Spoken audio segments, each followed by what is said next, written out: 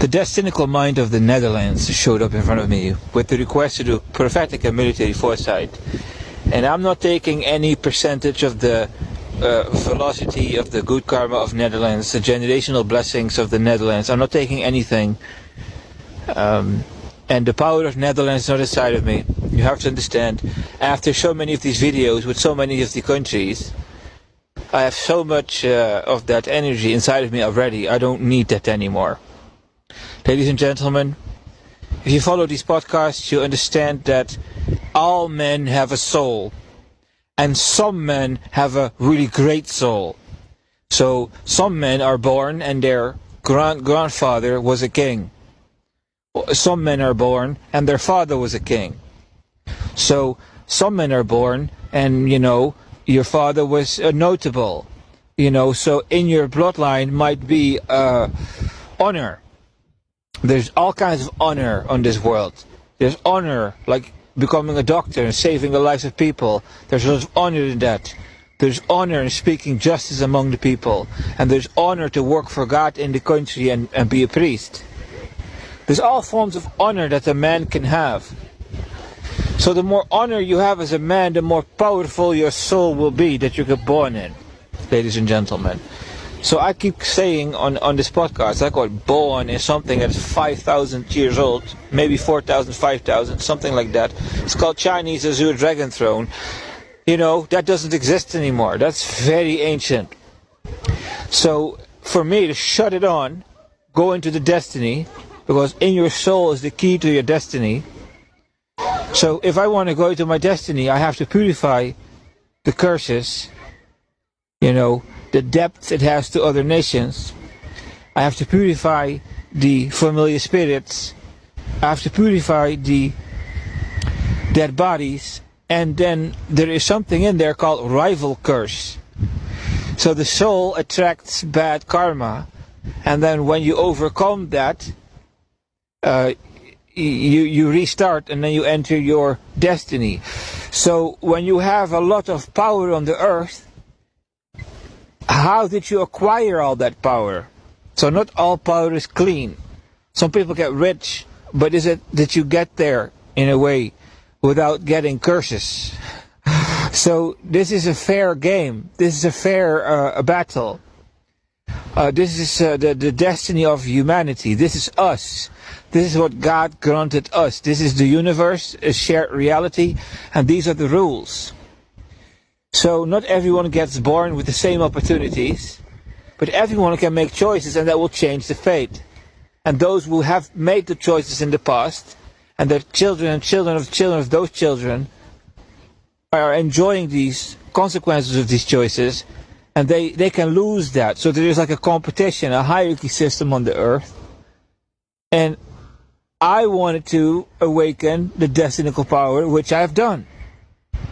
So when you restart, which I'm teaching here on this podcast, it's very difficult, a really great giant cycle. Then the power of destiny wakes up in you. So all these nations that I work with, have worked with, and see their future and expose their future, they have a relationship with God that is very bad, but it was not always like that. So their ancestors were right with God and got a lot of blessings from heaven, and that created what is known as a karmic velocity. Karmic velocity. You're going somewhere in time. Karmic velocity. It's very difficult to understand for ordinary, what we would call floor dwellers. You're going somewhere in your destiny, and it goes forward or it goes backward. You're going into the future, you're going to go, or you're devolving into the self-destruction. So when you restart, you're going forward. So when you overcome all your karma, your destiny continues. The journey of honor continues. You're no longer pushed aside by heaven. You're no longer pushed in a corner. You're no longer battling. The battle is over and the new journey begins. So that's what I attained, ladies and gentlemen. So I can measure my karmic velocity. So these countries here in the West, ladies and gentlemen, that I work with, they have positive velocity but not because of what they do. Like, I have positive velocity because of what I do. Do you see these podcasts? I do a service, and when the karmic ripple effect. So when I say, hey guys, maybe you should defend Paris because there's nuclear impact. I saw it. Serious stuff, this. So I'm speaking these things, and maybe it enters someone's ears, and that goes around, and it becomes a gossip, and all of a sudden it arrives in Paris. And these people adapt to the fears they will get, and all of a sudden they will go into self-defense mode. And what if that timeline doesn't come into existence? How many millions of lives are saved? I'm not saying that will happen. I'm just saying, what if that happens? That is how you erase curses in your bloodline. By avoiding death, so death will be avoided above you. It's a little bit that spiritual mathematics, ladies and gentlemen. So, by the actions I take, all that 5,000 years of bad karma, so bad that it has the dethroning, the excommunication out of the country, entering other nations and being part of colonial history, all kinds of stuff. And then, being born, I carry it, and then I have this life. Very complicated, not in the sense that it's complicated like how the life of ordinary people is complicated. For me, the complication is understanding an imperial soul. Everyone here in the West walks around with, at best, royal souls. And royal souls have a way of expressing itself. Well, it's not the way how imperial souls express itself. So understanding yourself is understanding your soul and understanding your destiny. Awakening your destiny, for me, is way more difficult than for everyone else, because the level of authority in your soul is not imperial, ladies and gentlemen. Alright, so I want to summarize the end of the story. So when you wake up your soul and you have overcome, as what I explained, then you get a positive karmic velocity, and then come into existence an account. And my children and grandchildren and those kind of children after that will inherit this account, and when they start doing things like what Western countries are doing now, they will burn it up. So like in the Bible, the king of Israel, David, had a son, and that son had a lot of positive karmic velocity, a whole bunch of it. He could get all the queens of the world, and then he could even afford another 300 concubines. Okay, a lot of positive karmic velocity was for those people over there. When you read these stories in the Bible, they could get anything done. But 4 or 5 generations later, it was taken down and dethroned in a very traumatic way. It was done. The karmic velocity was over, and all of a sudden, God started judging Israel for its sins. Right. So that's a little bit how that works. So all these nations have this positive karma in their destinical mind. It keeps account. Take it. I do the service, I take it. It's trade, fair trade. I'm not violating any rules. I'm not colonizing or doing anything weird. This is just how it works. So do you hear the power behind my voice? I'm not using anyone's power. My own positive karmic velocity and these particles that I got from these other nations creates for me a destinical timeline where I can contact a Dutch government and go like, no, I don't need the power of Netherlands. I don't need nothing. It's okay, I'll just do this. I can do this on my own. So I'm not saying I'm doing this on my own power, because Christians are saved by grace and they do everything by the grace of God. However, when the grace of God falls upon you, you start a quest. And when that quest is overcome, you become positive. And that positive is your own power. So by the power of God, you're saved. And then when you're saved, you become civilized. And then as a civilized person, you build an account. And that is your account. That's right? First get saved, then build the account. So I can use my own account to address the Netherlands, and I'm going to do that now. Ladies and gentlemen. So I became a victim of an act of terror. I'm going around because I see military foresight that Russian assassination squads would come into this place and assassinate the local authorities. I saw that. So I started ringing the alarm all over the West, because I started to see the mechanics behind this. So you have all these bloodlines, everyone got a soul. Some people lost their soul, it exists. So people got these souls and lack of souls, and they got all these curses. And at one point, your generational blessings run out. the account, right? I'm talking about positive karmic velocity. It runs out. So Germany, that occurred, in America that occurred. All of a sudden opposition wins. So there are all kinds of problems in these nations, and also this positive karma runs out. And what happens then is that the battle starts, the order is lost, the chaos showing up. And then you have to combat this chaos to get peace. That's like a season of chastisement or a season of divine punishment. It's very easy to understand. So I started seeing that there is a season coming upon the West where the rival curse is going to appear for people. So all over the West, you're living your life and you're battling your curses, you're battling your familiar spirits, you're battling your dead bodies. I explained in this podcast what that is. And some of you have luck because of your ancestral line, whereby you have generational blessings, whereby this action-reaction battle is a bit more gentle for you than for others. But everyone is trying to get there, to get where I am right now, to have that reset, to have that peace, to go back into the future. Like this Joe Biden used to say, to build back better. Listen to that. Building back better. That's not even proper English. People can't do nothing no more. People don't know how to do this. It's broken. It's broken to the core. We have the so-called leader of the free world can't even create a grammatically correct slogan. That's the West we're living in. It is severe. I don't want to mock it, but it is really. We're having someone in the White House who can't even walk up a plane. Okay, so if you're still under some kind of a delusion and you're not willing to see the facts I'm trying to show you, the condition of the West, it is alarmingly negative. So everyone wants to go in that timeline where the blessings of God fall upon a man and that the suffering ends and that the trauma and the problems and all these things that the West had and lost is returned. Everyone wants that.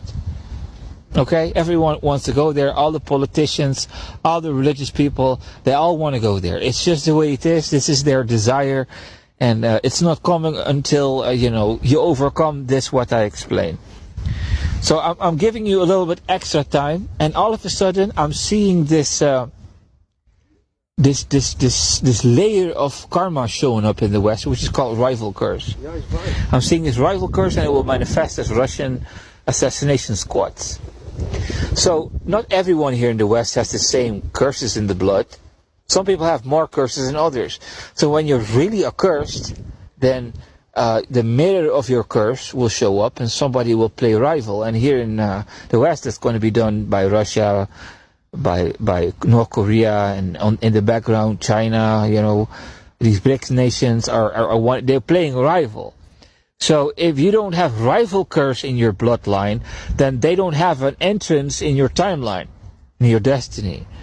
So to defeat these assassination squads, on paper it's good to secure your borders, yes. But in the higher thinking, it's better to have no rival curse, to purify the karma whereby the administration becomes invalid.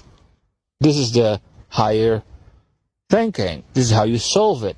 So I started warning everyone, and all of a sudden the rival curse appeared in front of me, in front of a German terror. It's like a German man with a gun pointing it at my face, starting to give me mandates, and I look at it, go like, wow, I saw this one coming. This is what I'm warning everyone for: the manifestation of the rival curse. It was hiding in the bushes. Like literally, I started warning everyone, going like, hey guys, something is going to enter the West, most probably assassination squads, and it will just catch you by surprise. And that's a warning spoken a week or 2 weeks ago. And I'm standing there with this bush, out of the bushes, and it show up, guy with gun. Oh my God, what the fuck is this? And I tell you, it angered me so bad. It hit my emotions so bad. Not because it was a traumatic experience or whatever, or it triggered emotions in me. It just, something about it just fucking hit me. Okay? And I figured out what it was. This man had the power of Xi Jinping. So there is a mind somewhere out there in China who sees threats against the BRICS nations. So it's like a legal system. There's something out there, a destinical mind of China or whatever, who's watching who is threatening the destiny of China or the destiny of Russia or any of these BRIC nations. So something's out there watching. And there's something out there that's watching the destinical mind of these BRIC nations. They see what everyone is doing, and then these entities can choose to transfer birthright to your enemies. So everyone got enemies, so that entity sees that I'm doing something that is threatening for the Chinese destiny, and then it go like, okay, I got to defend the Chinese. It come in front of me, it hands technology to one of my enemies, and this technology shows up in my timeline and gets the power to point a gun at me and actually bring devastation to my Merkaba destinical body so bad that I need like a week to recover from that emotionally and be at peace again and use my ability of prophetic and military foresight with pinpoint perfection again. So that's a little bit how that works. So I overcame the rival curse, and what do I see? Triple dragon, honor of the state of China. And I talked about this in the last two podcasts, about triple eagle, honor of the Roman Empire. And I said, nobody got this here in the West. Maybe in BRICS somewhere. Yeah, in BRICS. These Chinese have that, yes. That's what y'all up to. So, that looked like a panda, to be honest. It doesn't look like the triple dragon. It looked like a panda. And it's pretty robust. So that is the honor of the head of state of China, walking around with some kind of spirit technology that can just walk up to someone and start screaming, and then the whole soul ends up in flames. So you got to imagine there's like a layer view, which is the soul, and then imagine Xi Jinping having this triple dragon panda soul, and all these other people have these, I don't know, fucking chicken soul or whatever the fuck these other people have, and then he walks around in China and he say, hey you, and boom, this force of the soul dashes into the force of the chicken soul or whatever, fucking parrot soul. I don't know what the fuck these people have, the ordinary people. It brings devastation. You don't defy that. The soul, the power of the soul is so heavy.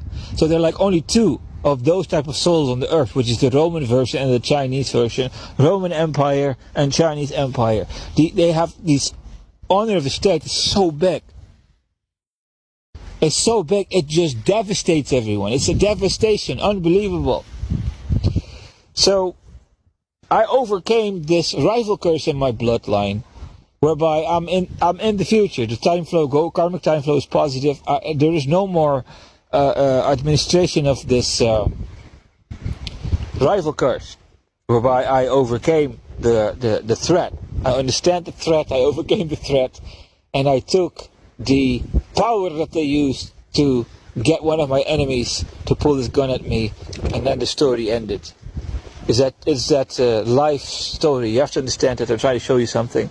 Every man has a story of his life, and at one point comes the rival curse. And if my direct ancestors, like dad, granddads, granddad, if they would have done worse than they already have, then I would have experienced a worse rival curse. Or imagine I would not do all these things that I'm doing right now, like counseling all these nations about their future. Imagine I would not have done what I've done to correct the timeline, and I would all of a sudden be introduced to the timeline which is called a rival curse. I think that I would maybe not just see one individual pulling a gun at me, it might be 20 or 50. Or I can even, you know what I mean? The amount of rival curse being let loose upon you is in relationship to your karma. So when you purify the karma, you can actually alterate the timeline. Okay, so that's enough on the philosophy. I'm showing you Chinese triple dragon honor the state together with Roman Empire triple eagle honor the state. Those are the biggest forms of souls. Power of the soul. Destiny's power. Okay? I'm telling you again how I got them. I prophesied about the nuke falling on Paris, and that created a timeline where the soul Deptati, they handed it over. And this Chinese, this mingling of the Chinese mingling of my destiny. That's how I acquired these technologies, and I'm using them to summarize the philosophy again, for if you haven't understood it through the other podcasts. And I'm going to talk about Dutch Destiny, ladies and gentlemen. Yeah, so I got this request and I watched the Future of Netherlands. It was very easy because I overcame this rival curse whereby this devastating forces out of my soul. I got hit by a panda. It's really like that. I got hit. It's like you got berserkers, you got bears, and then you have a Chinese bear just jumping on you. So I overcame that, and now I'm again up to the 99%, you know what I mean? The 95%, the 100% accuracy rate. I can see this thing, Netherlands. So I'm watching into the Kremlin, ladies and gentlemen, and I see the plans the Russians have for Netherlands. Hey, how you doing over there? I can see the plans they have for you. So I'm watching the plans of Russia upon the Netherlands, and I go like, You all have to understand, I got a US Illuminati tablet, US general, so I can act as a general and go like, so what are these Russians up to? Okay, so let me tell you something. I don't want to come off as like a bad guy, you know what I mean? When ordinary people hear about military strategies, they go like, what the fuck is wrong with this man? Or what happened with this man that he got these type of ideas in his head? You know, it is what it is. A general should know how to force his way. That's what he's judged on. Okay, I'm very sorry. So if this might come off as very generalish, it is because it's my destiny, okay? So if I would be a general that is enemy of Netherlands, what I would do is take a small tactical nuke, as small as possible, and I would drop it on the political house of Netherlands in Den Haag. So I would get rid of all these political bloodlines, and then I would go on television, and I would go like this. I'm so sorry, people of Netherlands, but your political elite is making a mess out of everything. You don't like him, don't you? I don't like him neither, and they're interfering in my business. And I don't tolerate anyone interfering in my business. So I kind of showed the rest of the world what's going to happen to you if you mingle with my business. So, Dutch people, I don't want to mingle in your business, right? And you don't want to mingle in my business. This is called respect, right, Dutch people? So, I respect you, and you respect me, and, you know, there's no issue. Just, I'll just come in, I will stop attacking you, just let me do this, and I guarantee you all, you have freedom of religion, you have freedom, I won't take your freedoms away. It will be a peaceful process, and I will not do what your government is doing to you. I will make sure that there's going to come some kind of a righteous system. I'll do that. I promise it. I would say that to Dutch people, and because I know the Dutch people, they are very fear-driven, so essentially, if you scan the nation, the collective consciousness, Netherlands is very fear-driven, so they will try to avoid another nuke. So they're going to go like, where are our allies? And if the allies don't want to help them, they're going to capitulate. And so I'll get them to capitulate, and then I'll enter the nation, and I'll actually do what I said. You know what I mean? Because if you make a promise, and then you go invade another nation and you promise them that again, they're not going to believe you. So, listen to me, political and military people, learn from me. If you promise to bring peace, bring it, because if you don't, you will never be able to make deals again. So I would make this deal with the Dutch people, and I would get them whatever they want in terms of freedoms, but I would change the social credit score system, and I would promote certain behaviors. I would not punish any bad behaviors in my personal perspective, but I would be like Christianity. When you become a Christian, you will get a scholarship, something like that. When you're Christian, you can work for the television station. So I would promote Christianity. I would actually do a religious agenda, but not with a sword, but with a candy. So I would say, hey, you want to have this candy? Well, this is the road. Take that road, you'll get this candy. And within 10 years, knowing the Dutch culture, I would have already got my way. So it's a short-term way of subverting a nation without causing too much damage, without causing a fight with the people, helping them evolve in a respectful way. That's what I would do, people of Netherlands. So it's a very easy job. taking down Netherlands as a general of a medium or bigger sized nation, it's nothing special. So this is what I would do. And then this is what the Russians are going to do. They're not going to do any of this stuff. They're not thinking like this. Russian generals do not have this frame of thinking. They're going to take the fleets, the sea. They're going to come with the boats and the ships, and they're going to park these boats and ships in front of the North Sea, and they will just fucking strike your dikes. They will sink your cities. It's you have to understand this thing. When I think in a military sense of how to overtake a nation to force my way, I'm thinking in the best interest of that nation in all these acts. They don't. Russians don't.